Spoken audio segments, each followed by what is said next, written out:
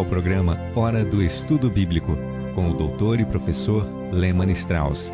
Este estudo é o resultado do tempo pessoal com o Senhor, da experiência de ministério pastoral e das conferências bíblicas do Dr. Lehmann Strauss, que nos instrui e encoraja com o ensino da Palavra de Deus. Agora com você, Hora do Estudo Bíblico, na apresentação de Aurélio Campos. Obrigado por incluir a Hora de Estudo Bíblico na programação do seu dia. Vamos começar o nosso estudo de hoje com uma palavra interessante e, por vezes, controversa. Nós já vimos a palavra Beuzebu e Babilônia e hoje vamos ver a palavra batismo. Batismo vem da palavra grega baptismo, cujo significado é imersão ou submersão. O verbo batizar significa mergulhar. Existem pelo menos 8 batismos na Bíblia. Você sabia ou você se surpreende quando eu digo que há pelo menos 8 batismos na Bíblia? Bem, o primeiro foi o batismo judeu no Antigo Testamento, onde encontramos uma cerimônia de purificação que era muito comum entre os judeus. Neste estava incluído o sacerdote, suas vestimentas, os utensílios e uma variedade de artigos do mobiliário. Você vai encontrar tudo isso em passagens como Êxodo capítulo 19, versículos de 10 a 14, e também Êxodo capítulo 30, Levítico capítulos 8 e 11, Marcos capítulo 7, versículos 3 e 4 e Hebreus capítulo 9, versículo 10. Esse é o batismo judaico e encontramos sobre isso no Antigo Testamento. Agora, em segundo lugar, temos o batismo de João no Novo Testamento. O que é o batismo de João? Bem, o batismo de João era, em certo sentido, judaico. No entanto, era introdutório e preparatório para a vinda do Messias, o Senhor Jesus. Aqueles que ouviram e acreditaram na mensagem do batismo de João e se arrependeram dos seus pecados eram batizados por João. Eles não receberam o batismo do Espírito Santo porque ele ainda não havia chegado. Você pode observar que o batismo de João foi antes do Pentecostes. Os discípulos de João, que Paulo conheceu em Éfeso, conheciam apenas o batismo de João. Podemos ver isto no livro de Atos, capítulos 18 e 19. Tudo o que eles conheciam era o batismo de João. Eles ignoravam o batismo do Espírito Santo. Assim, o batismo de João era judeu em certo sentido. Agora, em terceiro lugar, encontramos o batismo de Jesus. Quando nosso Senhor foi batizado por João, seu batismo não foi o mesmo que João ministrou aos seus discípulos. Jesus não tinha pecado, por isso ele não tinha pecados para confessar ou nada para se arrepender. João disse: "Arrependei-vos, pois, o reino dos céus está próximo." Então todos os que se arrependiam eram batizados por João. Mas Jesus não tinha pecados para arrepender-se. Ele deu o motivo de seu batismo quando disse em Mateus, capítulo 3, "Deixa por agora, porque assim nos convém cumprir toda a justiça." Veja, cumprindo a justiça e obedecendo à lei mosaica, o Espírito Santo desceu sobre ele por unção divina de aprovação. Esse foi o significado do batismo de Jesus. Deus estava aprovando Cristo para o seu ministério público. Bem, vamos parar nesses 3 batismos. O batismo judeu, no Antigo Testamento, o batismo de João e o batismo de Jesus. E no próximo programa veremos sobre o batismo dos discípulos de Cristo. Antes de começarmos o nosso estudo em Gálatas, vamos fazer uma pausa aqui e buscar ao Senhor em oração. Querido Pai, é com enorme gratidão que chegamos diante de Ti. Agradecemos por todas as bênçãos do Evangelho de Cristo, por tudo que o Senhor fez por nós e por tudo o que tem nos dado. Te agradecemos pelo sacrifício da cruz, pela sua ressurreição, por sua preciosa intervenção por nós, pela sua esperança do seu retorno. Agradecemos, Pai, pela Bíblia, a Tua Santa Palavra, inspirada, infalível, inerrante e indestrutível. Agradecemos pelo seu autor e o nosso professor, o Espírito Santo. Amado Deus, pedimos que o ministério da Tua Palavra hoje possa dar frutos no coração de cada um dos nossos ouvintes. Que este estudo faça morada nos corações e que seja para a honra e glória do Teu nome. Pedimos isso em nome do Senhor Jesus. Amém. Bem, vamos abrir nossas Bíblias em Gálatas, capítulo 4. Gálatas, capítulo 4. Em nosso estudo passado, paramos no versículo 14. Agora, vamos ler o versículo 15.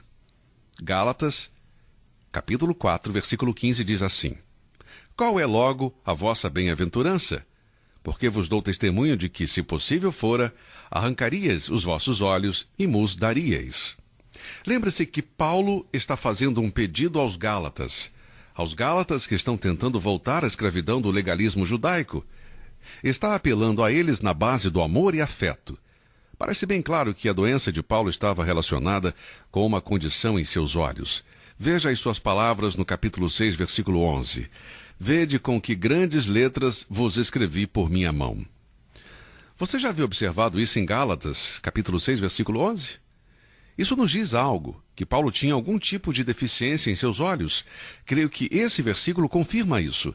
Letras grandes eram necessárias por causa do dano em seus olhos. Possivelmente um incidente em Atos 23 apoia esta teoria de que Paulo sofria problemas em sua visão. Bem, o ponto aqui em Gálatas é apelar para o seu amor passado e pelo respeito que eles tinham em relação a Paulo e levava-os a dar seus próprios olhos. Dessa forma, eles poderiam tê-lo ajudado. É claro que não havia transplante de olhos nos dias de Paulo, embora isso possa ser possível hoje. Veja, o Espírito de Deus é o autor da Bíblia. Na época de Paulo, isto poderia soar ridículo. E mesmo antes dos nossos transplantes, alguns críticos da Bíblia talvez poderiam ter descoberto uma falha nesta passagem. Mas foi o Espírito Santo que escreveu a Bíblia. Aqui parece que Paulo pretende usar uma figura de linguagem para indicar que os Gálatas, em agradecimento à mensagem do Evangelho que foi pregado a eles, sacrificariam seus olhos como uma expressão de sua dívida para com este servo de Cristo. Mas Paulo, mesmo sendo literal ou usando uma figura, sabia que eles o amavam.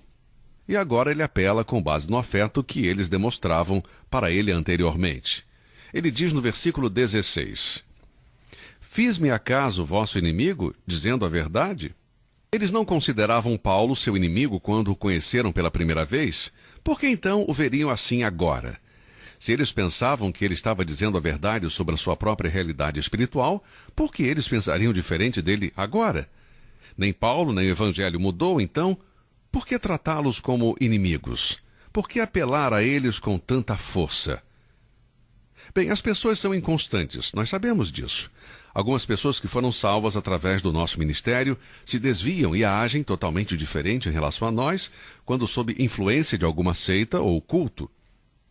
O apóstolo sabe a resposta à sua pergunta. Ele faz a pergunta no versículo 16.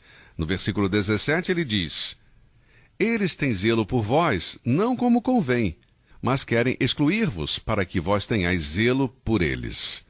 A palavra eles, no versículo 17, refere-se aos falsos mestres judeus.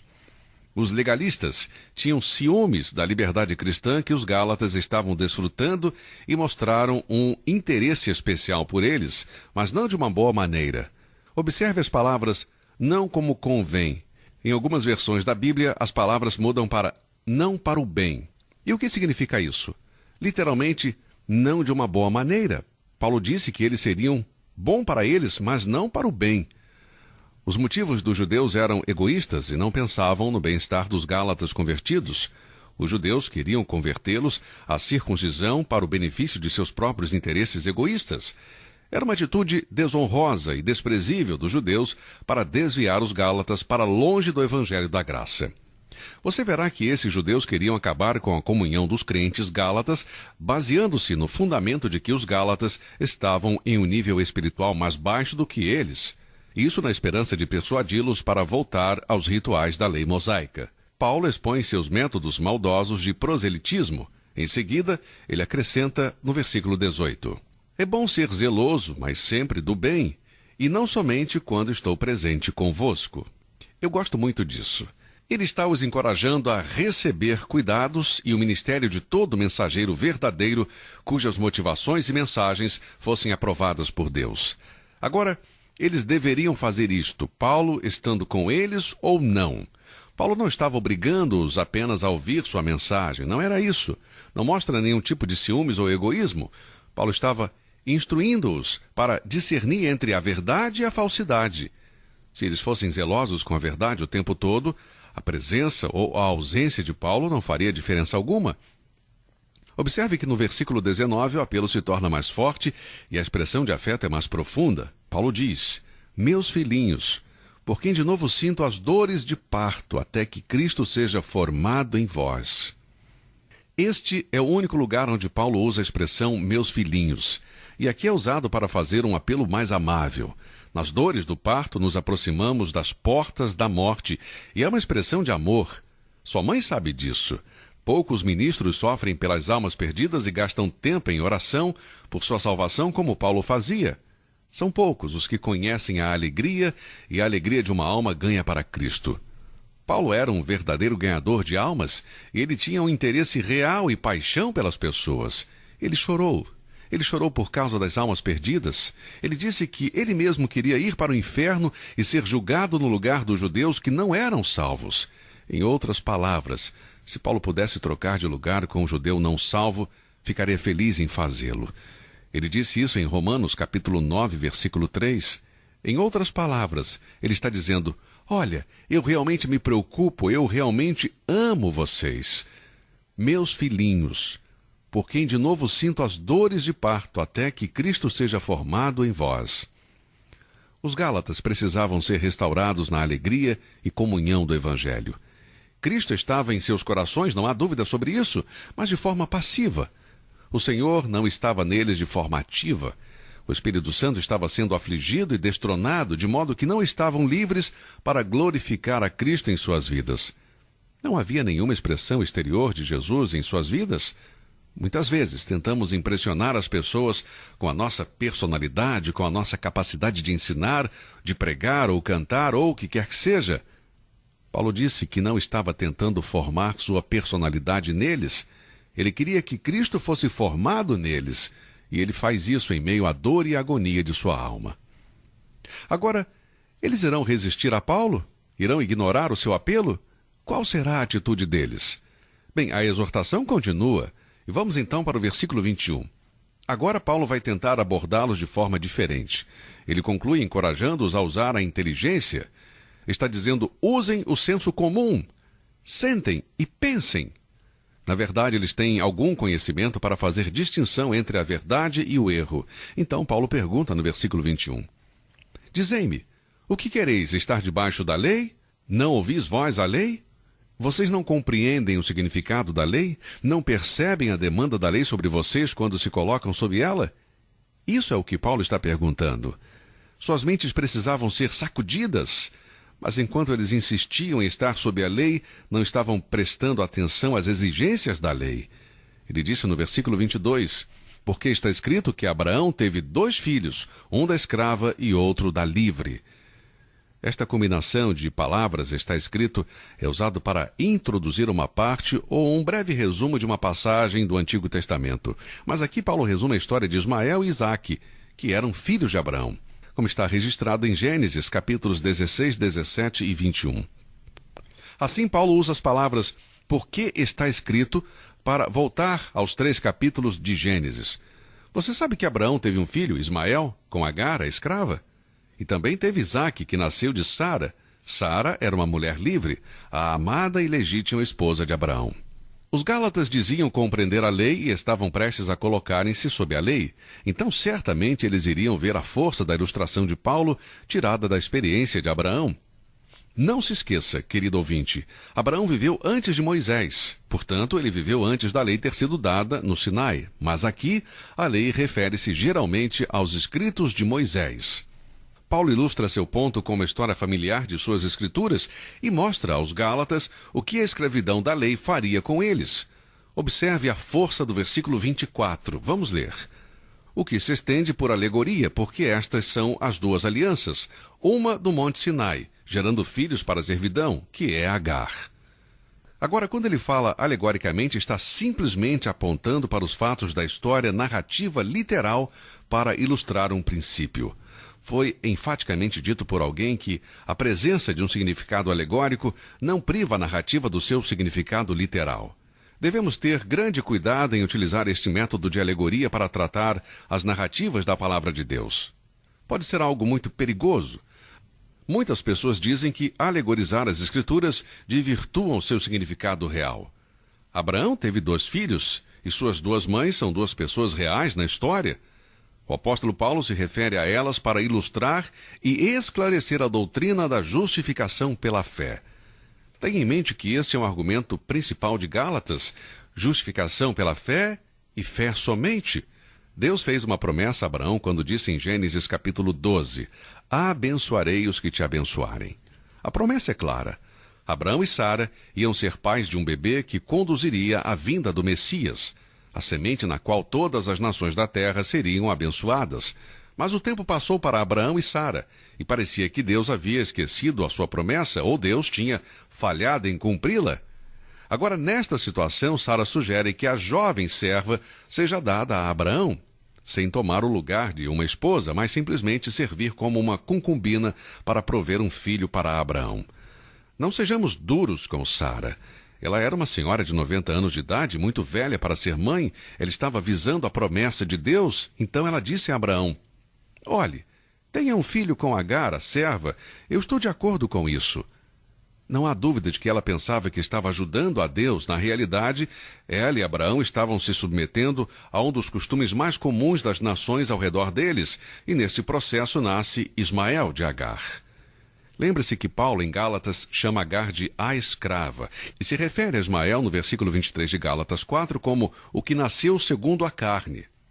Não tenho dúvida que Abraão continuou por algum tempo na esperança de que Ismael viria a ser o filho prometido, através do qual a semente viria para abençoar o mundo. Ele até fez esta oração em Gênesis 17:18. E disse a Abraão a Deus: quem dera que viva Ismael diante de teu rosto. Ele pede a Deus para Ismael ser aceito diante dele, mas Deus nunca permitiria isso. Somente o mal poderia vir da desobediência de Sara e Abraão. Ismael era filho da escrava. Ele se tornou o progenitor dos árabes, de onde nasceu a religião muçulmana. O nascimento de Ismael foi segundo a ordem natural, mas não segundo os planos de Deus. Foi errado Sara e Abraão pensarem que Deus estava com dificuldades ou que poderiam apressar o Senhor. No momento de Deus, o que era da mulher livre nasceria da promessa. Deus não falharia, como nunca falhou. Observe isso no capítulo 4, versículo 23. Todavia, o que era da escrava nasceu segundo a carne, mas o que era da livre, por promessa. Isso é muito importante, amigos. Ele nasceu de forma natural e milagrosa porque tanto Abraão como Sara tinham passado o tempo de serem pais. O nascimento dele foi um milagre. O que era humanamente impossível se tornou possível pelo poder de Deus, em cumprimento da promessa. O nascimento de Isaque estava de acordo com o plano de Deus, apesar da idade avançada de ambos, de Sara e Abraão. Do ponto de vista natural, eles não poderiam ser pais, mas Isaque era filho da promessa. Por que Paulo repete essa história? Bem, eu creio que o versículo 24 mostra isso. O que se entende por alegoria? Porque estas são as duas alianças, uma do Monte Sinai, gerando filhos para a servidão, que é Agar. A palavra alegoria que Paulo usa não tira a veracidade e a confiança da narrativa histórica em Gênesis, é simplesmente para ilustrar a verdade. As duas mulheres, Agar e Sara, representam duas alianças, a lei e a graça. A nova aliança do Novo Testamento começa com a morte de nosso Senhor Jesus Cristo. Jesus disse: este cálice é a nova aliança no meu sangue. Paulo repete isso em 1 Coríntios 11:25, onde institui a ceia do Senhor. A antiga aliança da lei que foi dada no Sinai é identificada alegoricamente com Agar. E seus filhos estão definitivamente no estado de escravidão. A aliança da lei somente pode fazer escravos.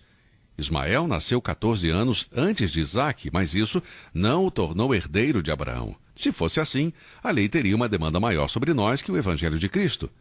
Os filhos dessas mães, Agar e Sara, são os filhos das alianças que representam cada mãe, respectivamente. Nos dias de escravidão nos Estados Unidos da América, antes da Guerra Civil, a lei nacional dizia que um recém-nascido deveria ser registrado com o mesmo status social de sua mãe. O pai poderia ser um homem livre, mas se sua mãe fosse uma escrava, seus filhos seriam escravos. Agar é uma espécie de Sinai. Agar representava a Jerusalém nos dias de Paulo, que era o centro da religião legalista. O judaísmo existente que introduzia o homem na escravidão. Mas veja o versículo 26. Mas a Jerusalém, que é de cima, é livre, a qual é mãe de todos nós. Aqui Paulo fala de duas Jerusaléns. Sublinhe isso aí na sua Bíblia. A Jerusalém de hoje e a Jerusalém de cima. Agar simboliza a forma legalista do judaísmo, enquanto Sara simboliza a Jerusalém celeste, a cidade espiritual onde todos os verdadeiros cristãos são membros. Os cristãos não estão sob cativeiro, mas são livres por meio da fé no Evangelho de Cristo Jesus. A Jerusalém terrestre, que é a judaica, não é a nossa mãe. A Jerusalém do alto é a nossa mãe, diz Paulo. Nosso Senhor e Salvador subiu e tomou seu lugar à direita do Pai. O céu é o nosso lar. João escreveu: E eu, João, vi a cidade santa, a nova Jerusalém, que de Deus descia do céu, adereçada como uma esposa, ataviada para o seu marido. Apocalipse 21, versículo 2. Você verá que a ênfase do contraste alegórico entre as duas Jerusaléns é encontrada em Hebreus capítulo 12. Leia os versículos 18 a 24, onde o último contraste é feito entre a antiga e a nova aliança. Monte Sinai versus Monte Sião. Bem, a diferença entre eles é a diferença entre o terreno e o celestial, entre a lei e a graça, entre o natural e o espiritual. No primeiro vimos a lei com todas as suas demandas, e no segundo vimos o sangue, pelo qual as reivindicações da lei foram justificadas. Meu amigo, você não está debaixo da lei, mas sim debaixo da graça. Se você é um filho de Deus, claro, você tem a liberdade de não fazer o mal, mas fazer o bem. Você e eu somos livres, não para fazer o que quisermos, mas para fazer a vontade de Deus. Essa é a mensagem da Epístola de Paulo aos Gálatas. O nosso tempo por hoje acabou e, se Deus quiser, estaremos de volta em nosso próximo programa, trazendo mais uma mensagem para abençoar as nossas vidas. Escreva-me esta semana, deixe o seu recado, passe seu e-mail e nos conte como tem sido ouvir esses estudos. E se Deus quiser, estaremos de volta no mesmo horário, nesta mesma emissora. Até lá, e continue olhando para o Senhor.